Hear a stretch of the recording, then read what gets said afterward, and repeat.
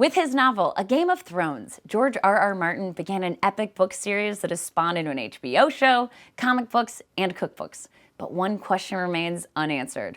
Which of the great houses of Westeros is the best to marry into? We're going to find out this week on The Great Fantasy Debate. Welcome.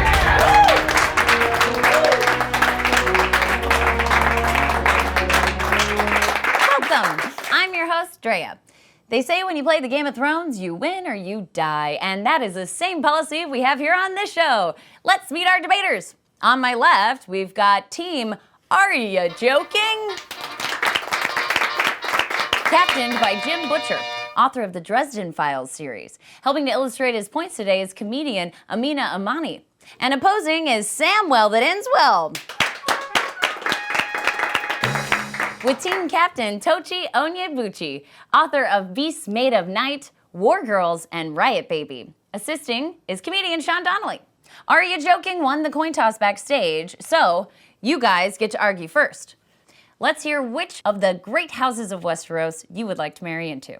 You'll have 60 seconds to make your point, then the opposing team will have 30 seconds for a rebuttal.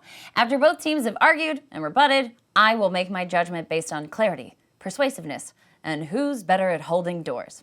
Now, it's time to slay your peas. The best house in Westeros to marry into is House Martell. House Martell rules the southern peninsula of Dorne. Residing in the Castle Sunspear, their sigil, fittingly, is a spear piercing a sun, and their family motto is unbowed, unbent, unbroken. First of all, you gotta think about where you're gonna be living. The Martell family has a palace with water gardens. It's like having a summer house that's also a water park. Right. The Martells are the most socially progressive house by far. They may not have Alexa or penicillin, but they recognize that gender is a social construct. If you marry into the Martells, they have a burning thirst for that one thing that keeps families secure and safe: vengeance. Oberyn's sister was killed, so he challenged the Mountain to trial by combat. Sure, Oberyn's head got popped like a zit in the process, but his daughters, the Sand Snakes, avenged him by murdering the Lannister children. Who wouldn't want to be part of a family that loves you enough to murder children for you? Dorne is where the best wine comes from. So if you like to unwind after work with a full-bodied Cabernet, Dorne is definitely the place to go to. And with all the betrayal and bloodshed that's happening in Westeros, you're gonna need that drink. And it's time! Samwell that ends well. It is your turn to rebut. You have 30 seconds. Who wants to live in a permanent water park? Do you know how often people relieve themselves in water parks? Now you want to live in one that never closes? When are they going to have time to bleach the lazy river? I bet the poison Martells put on their weapons is just runoff from the aqua coaster.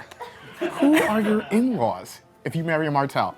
Sure, Prince Doran seems nice enough, but he has 8 nieces called the Sand Snakes who are straight up murderers. So have fun on the water slide with those butchers. I don't know if I want to live in the place with the best wine in the world. Sometimes a subpar selection at the bar is the only thing that gets you to go home and get some sleep. The only thing keeping my life from falling apart is that I can only afford to drink domestic. Dorne would be a disaster. All right, Samwell that ends well. Let's hear your argument. You have 1 minute. The best house to marry into in Westeros is clearly House Stark.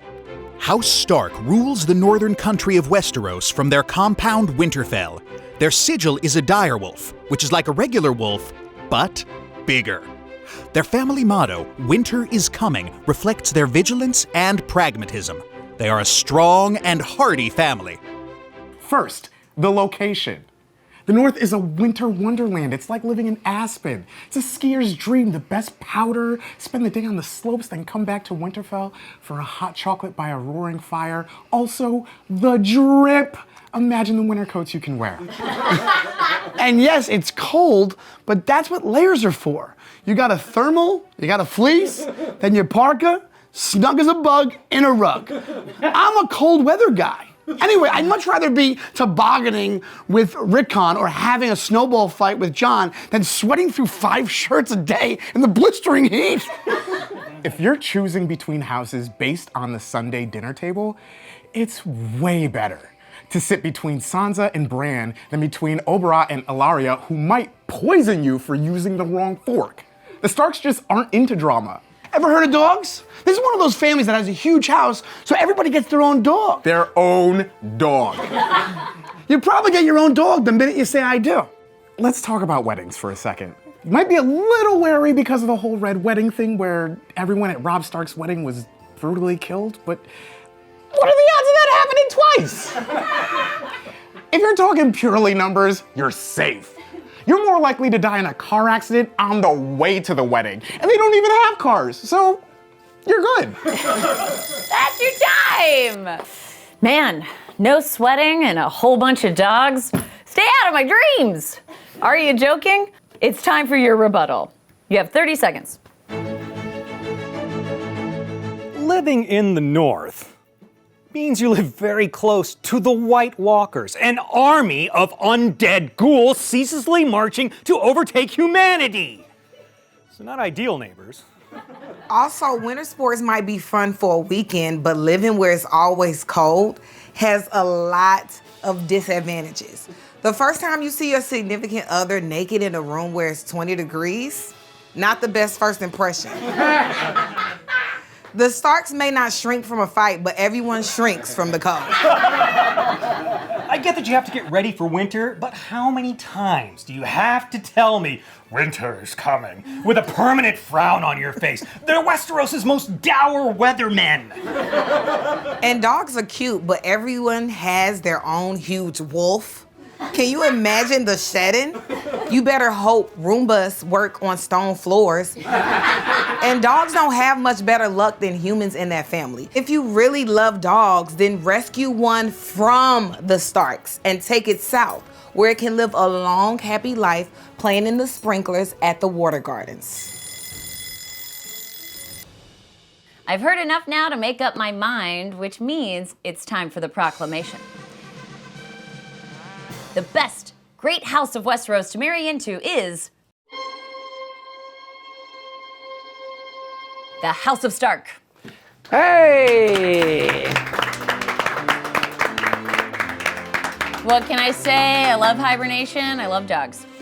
Do you agree with my decision, or is there another house that you'd rather marry into? Let us know in the comments, and we'll see you next time on the Great Fantasy.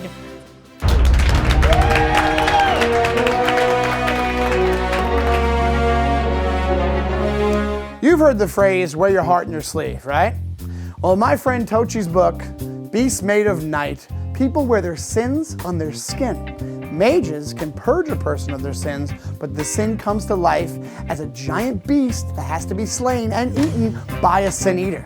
Now for me, personally, being paid to eat sins doesn't sound so bad. Sins are what I call cinnamon buns. But in Beasts Made of Night, they're actual mortal sins. And a young sin eater named Taj ends up unraveling a royal conspiracy that threatens his city. So pick up some cinnamon buns and a copy of Beasts Made of Night today.